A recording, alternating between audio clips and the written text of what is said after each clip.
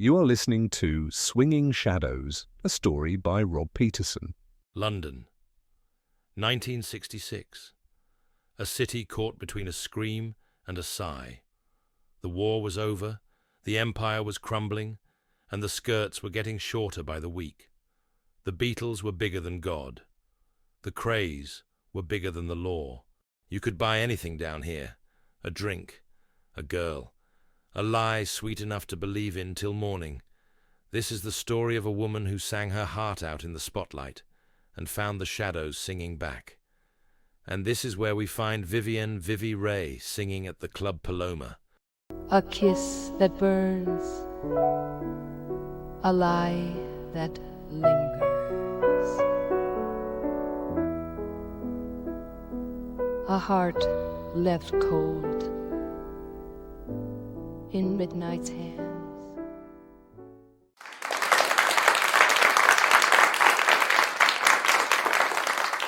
They always clap like they mean it, even when they don't. I used to think the spotlight made you honest, but the stage just hides the cracks better than daylight does. My name's Vivi Ray. I sing torch songs in a club where the wallpaper peels and the clientele pays in secrets. I didn't know it then, but that was the last time I'd ever sing that song. The dressing rooms at Club Paloma were nothing special. A cracked mirror, a table with one leg shorter than the others, a smell of powder, cheap gin, and broken promises. But for some, it was the last place they'd ever see. Benny Calder didn't leave the club that night. He stayed slumped in a green velvet chair. First through the door was Frankie Lyle, Vivi's manager. Frankie Lyle had the kind of face that had been slapped a few times. His suit was too tight in all the wrong places, like a man who'd outgrown the life he used to wear. His hair was slicked back, but even that had a desperation to it, like he was holding on to youth with pomade and a prayer. My God, Vivi, what the hell has happened? Don't tell me you've done him in, darling. I didn't.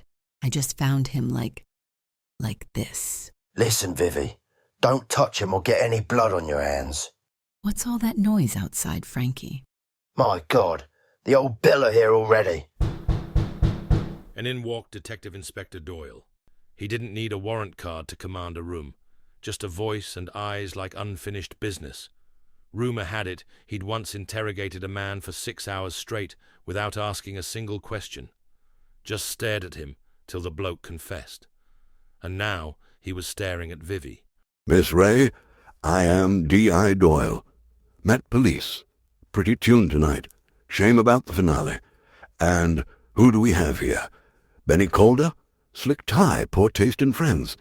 Now he's got a hole where his future used to be. And you were the last one to see him breathing, yeah? Well, I was the first to see him dead. There's a difference. And what a surprise. Frankie Lyle. Still trading favors for favors? Thought you were banned from running clubs after that business in Hackney. It's a private lounge now, Mr. Doyle. Members only. You want in, you need a jacket and a better attitude. Let's make this simple. You tell me what happened, or I drag you both down the station.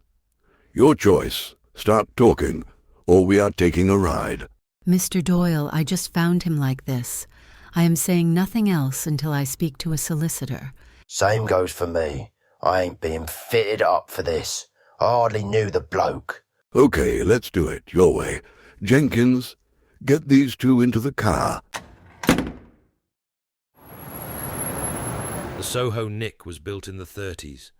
All red brick, rotting windows, and a hallway that smelled like damp socks and desperation. The walls were yellowed by time. The lights buzzed like angry flies. And the only thing colder than the cells was the welcome. Vivi Ray had survived velvet-clad drunks, broken promises, and backroom betrayals. Now she had to survive Doyle. Take a seat, Miss Ray. Can I get you a coffee? Not unless it comes with whiskey and a smoke. Doyle didn't slam his fist, didn't bark accusations. He just sat, watched, like a butcher eyeing a side of beef, waiting to see where the best cut would bleed. So, I am told that you and Benny Calder were close. Close enough to know he wasn't worth crying over, not close enough to kill. You think I killed him over a lover's tiff?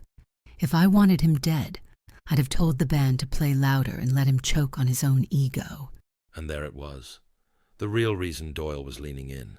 Not for romance, but money, or something like it. Vivi, when was the last time you spoke to Benny Calder? A couple of days ago.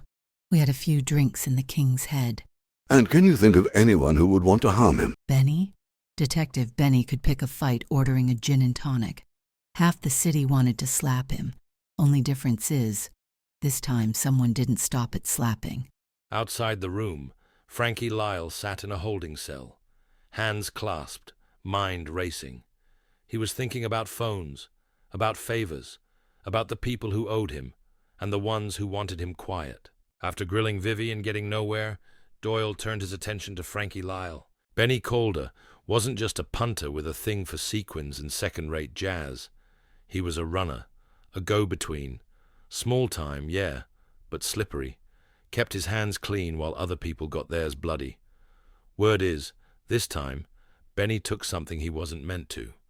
Something that belonged to someone who doesn't do second chances. When's the last time you spoke to Benny Calder, Frankie? I don't know. Couple of days ago, I guess. Guesses are no good in here, Frankie. I need dates, times, and places. Well, I have a witness who says he saw you having heated words with Benny. We were just discussing a bit of business. Benny ever try to blackmail you, Frankie? You strike me as the kind of bloke who doesn't take that kindly. Never. We had a few crossed words, sure. But we got on most of the time. You think whoever killed Benny might come for you next? You got enemies in this city, Frankie. More than you can count. No, Mr. Doyle. I'm not worried. I got no enemies. I just try to make a living. Vivi just told me a few interesting things. Mostly about you. So that's how it is. You've been chatting up the songbird. What did she say then? She mentioned a few things. A name or two. A recording. What recording? Maybe it was nothing. Just a detail. But it's funny, isn't it? She walks into a room with a dead man, and she says, almost offhand, he had something. Something that could ruin people. Maybe she was being poetic. She's lying. She's playing you. Or maybe she's playing everyone. Maybe she already gave us what we need.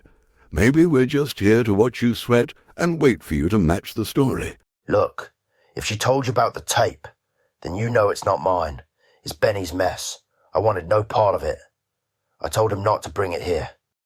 It was subtle, a slip, sure, or maybe bait. But Frankie flinched, and Doyle saw it. A twitch in the jaw, a flicker in the eye, enough to know there was more on that dressing room floor than just a dead body. Tell me something, Frankie. When Benny made his insurance policy, did he tell you how many copies he made? Mr. Doyle, I swear I don't know anything else. You know what happens to boys like you when the sharks start smelling blood, Frankie? They don't ask questions. They just find you face down in a ditch somewhere with your pockets turned out and your teeth missing. You look nervous, Frankie. Have another cigarette. Okay. Benny had something. Yeah, a tape. He said it was his get-out-of-jail-free card. Always mouthing off about how he was going to blow the lid off the whole bloody town if he ever got squeezed. Who else knew? Lenny Bracco for sure. Maybe a couple of others. Benny was a stupid little man, but he knew how to make himself dangerous. Start making sense, Frankie. Lenny Bracco could well have it. He was sniffing around Benny heavy the last few weeks. You know what Lenny's like. He don't ask nice when he wants something. Funny. You're awful keen to hand Lenny's head over to me, Frankie. I'm just telling you what I know. Lenny had muscle following Benny everywhere. Probably had his place tossed before the body even cooled. Doyle didn't trust Frankie Lyle, not as far as he could throw him. But one thing he did trust was fear, and Frankie was scared, proper scared. If Lenny Bracco had the tape, he wouldn't be sitting on it for long. Men like Lenny didn't collect insurance policies. They burned them. Doyle needed to cover his back. He needed permission for this type of raid. It was time to visit higher up the chain of command.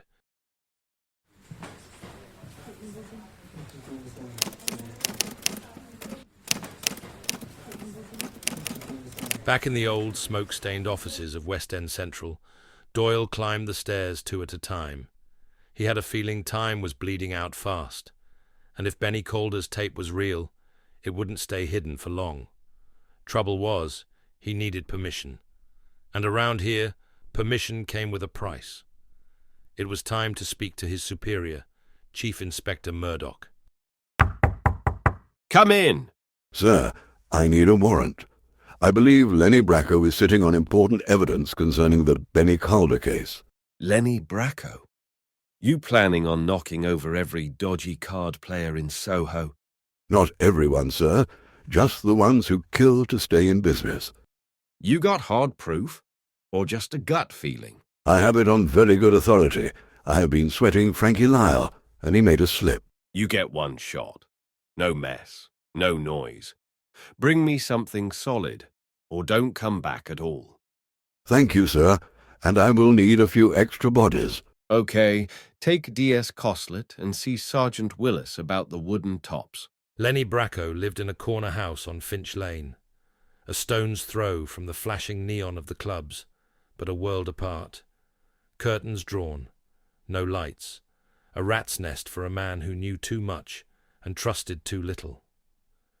Doyle stepped out into the rain, warrant in his coat pocket, heart ticking like a metronome.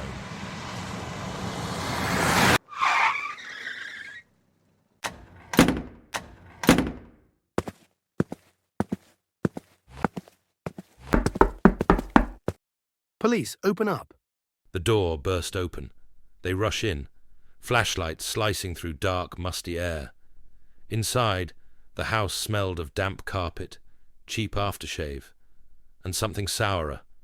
They found the sitting room ransacked, papers scattered, drawers yanked out. Someone had been here already. Doyle was halfway through the wrecked kitchen when he heard it, a sharp crash at the back door. A figure, dark against the gloom, bolting into the alley. Stop him! Runner! Back door! Move! Doyle and the uniforms tore after him, through slick alleyways, over low fences, down streets that stank of rain and oil. The runner was fast, desperate, ducking under washing lines, vaulting piles of crates. For a second, Doyle thought they had him, a slip, a stumble. But the man rallied, darting across a busy street, headlights slashing the dark. The car came out of nowhere, hit him square, sent him flipping like a rag doll across the pavement. The runner lay crumpled against a lamppost, blood seeping into the gutters, washing away in the rain. Eyes wide open, mouth working soundlessly. Someone call an ambulance! Dave, for goodness sake, get these people back and form a cordon.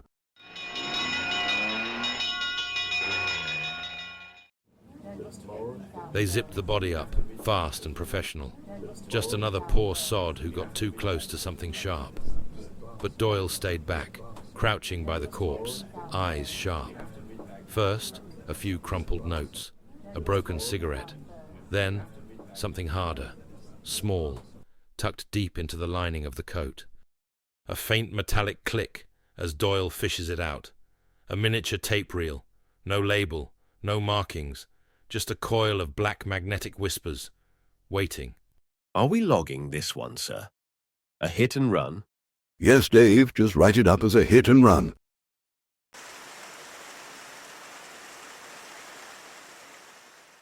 Doyle didn't wait. He knew the rules of the city. You find a snake curled in your pocket. You kill it before it bites. So he slipped into the records room at Camden Police Station, an afterthought of a place full of dust and dead files, and threaded the tiny tape onto the ancient machine.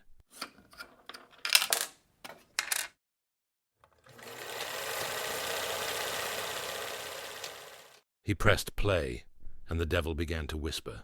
Name's Benny Calder. If you're hearing this, I'm dead, or close enough. You want the truth? Fine. Here it is. Frankie Lyle. He's not just running clubs. He's running people. Girls bought and sold. Judges paid to look away. Drugs flooding in through the docks at Limehouse. Money, real money, washing clean through dance halls and betting shops.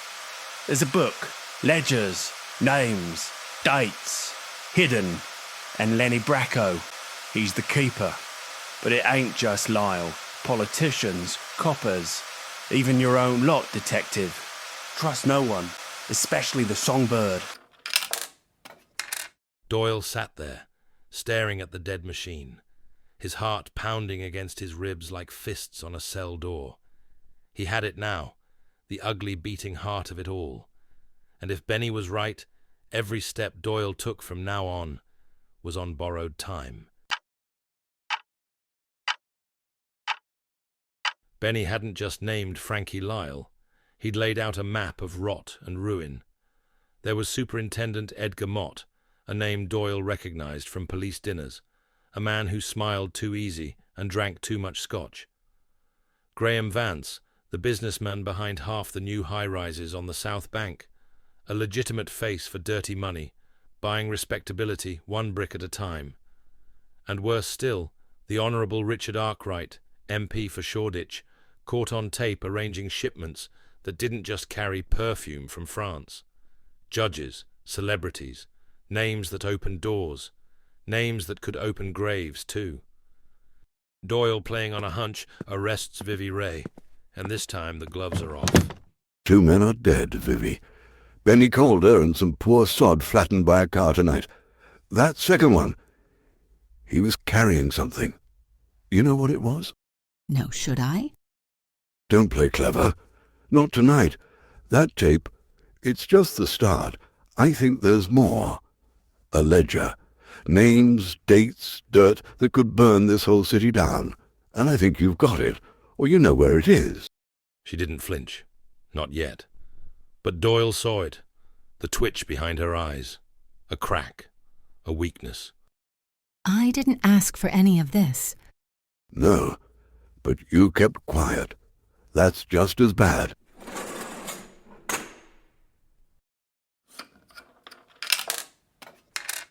This is D.I. Michael Doyle. The 28th of April. Interview with Miss Vivienne Ray regarding the deaths of Benjamin Calder and an unidentified male. Turn that off. No, not now. Not when I think you've got blood on your hands. She could lie. She could run. But Doyle wasn't giving her the chance, and somewhere in her silence was an answer. Okay. Vivienne Ray, let me spell it out for you, plain as the cuffs waiting outside. 1. Obstruction of justice. You've withheld material evidence. That tape should have come straight to us. 2. Conspiracy to pervert the course of justice. You were in the room before Benny died. You left, and you said nothing. 3. Accessory after the fact. That's the nasty one. Covers everything from moving a body to hiding a ledger full of dirty names. 10 years, easy, maybe more.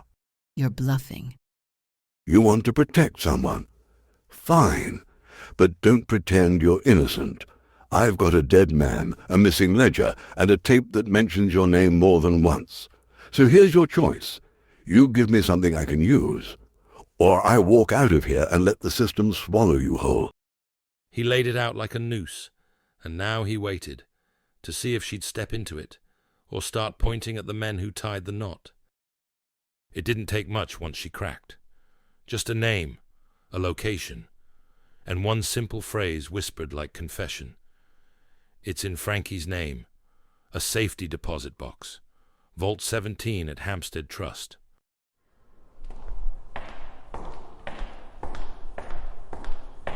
Hampstead Trust didn't ask questions, not usually. They liked quiet clients, silk-lined secrets, but this morning, questions came dressed in a trench coat. Good morning, sir. How can I help you? Detective Inspector Michael Doyle, Metropolitan Police. I've got a judicial warrant. We're here for Box 17. Let me check. That box is privately held, no listed beneficiary.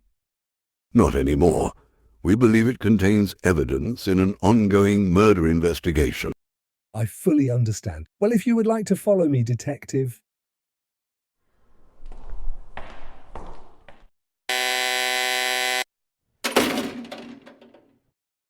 The vault opened like a tomb, steel doors, cold breath, and inside, hundreds of silent boxes, but only one mattered. It was all there, inside a box paid for in cash. No keys, no witnesses, just a little black ledger wrapped in silk and soaked in secrets. Doyle opened up the ledger and read aloud. Calder, £300. Camden job. Fitzwilliam MP, £2,000. Port smuggling. Lyle. Full oversight, Bracco paid. It wasn't just a ledger. It was a murder map, with every name circled in blood. Benny Calder had threatened to leak it. That's why he died. And Frankie? Frankie made sure the silence stayed permanent.